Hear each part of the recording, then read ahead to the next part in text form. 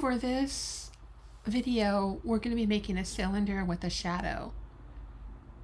So we're going to select our ellipse tool. We're going to have a fill of none and a stroke of black. So we select the stroke tool and press OK.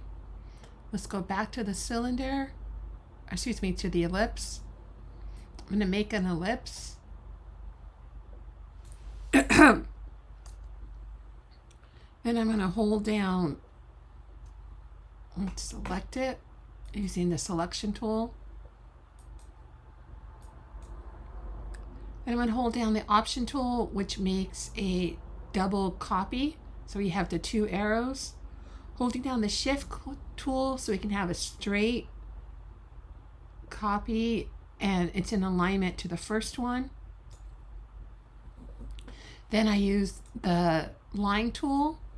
I click onto the center of the ellipse. I press press shift.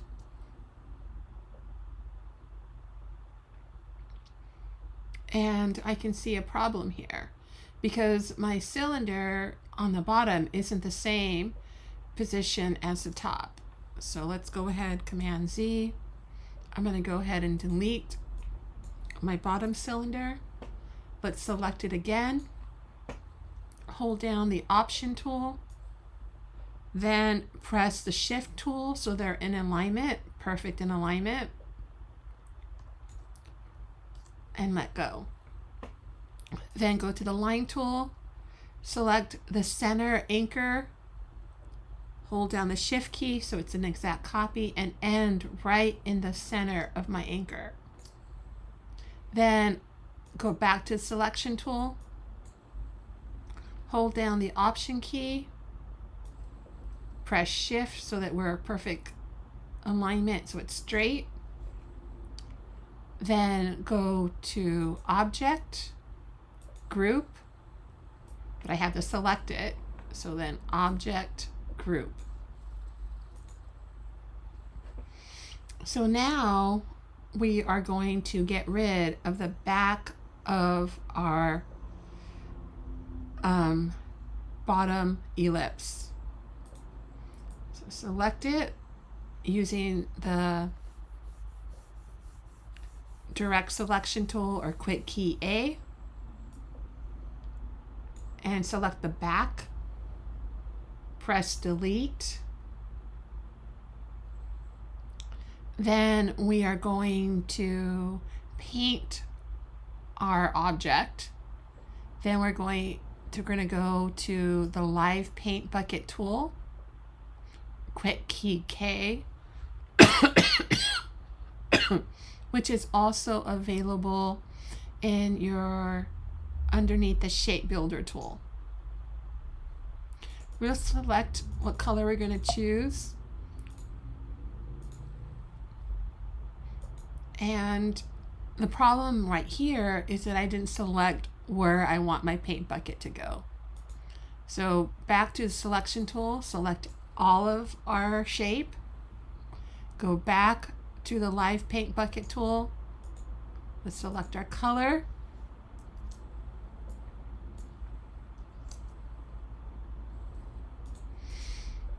So here we are, select it again.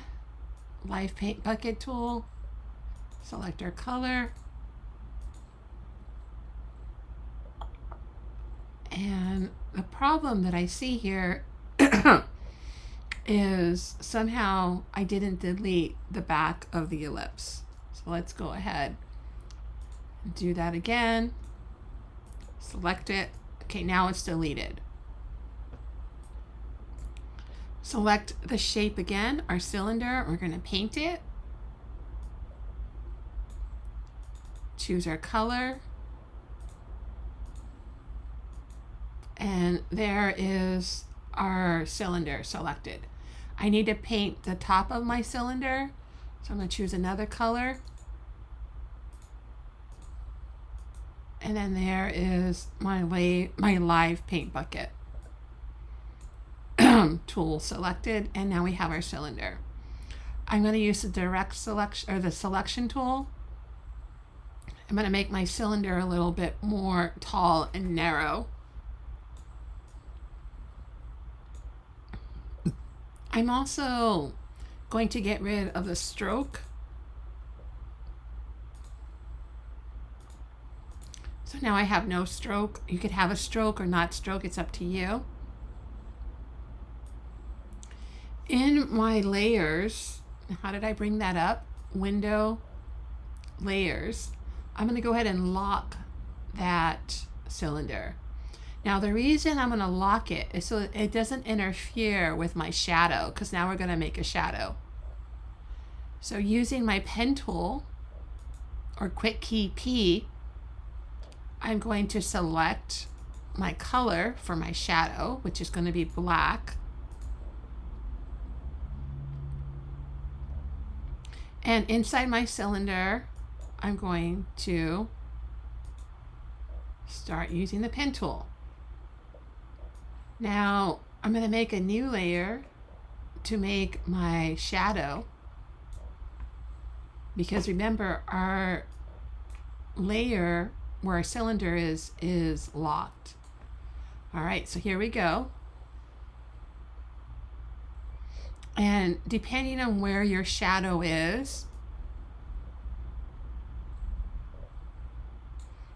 and I'm going to make it kind of rounded. And I can go back and I can adjust my endpoints.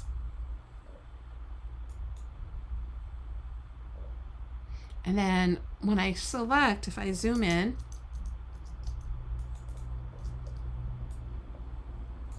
you can see the 0. And that means my selection is closed. We want a closed selection. If I want to change my shadow and like say adjust the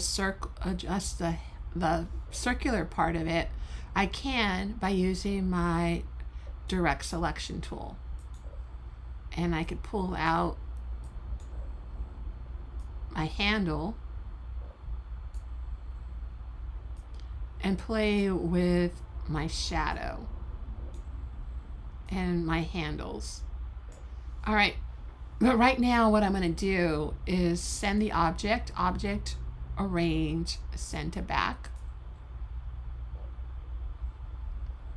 and go object, arrange, send to back. Now we send it to the back. We send it to the back twice and it didn't work. And why is that? Because when we look at our layer hierarchy, our layer says it's on top. So all we have to do is push it down to the bottom, and now it's sent to the back. And then we go select, or actually effect, blur, Gaussian blur. And we can play with how far we want to blur our background. Now, playing with my indirect selection tool, I can play with my shadow and how far you want that shadow to reach out.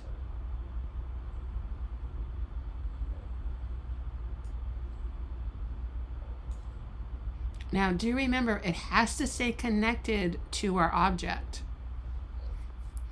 All right, so now all you have left is to make a background and a surface for it to say for a top, or actually a place for it to sit on top of.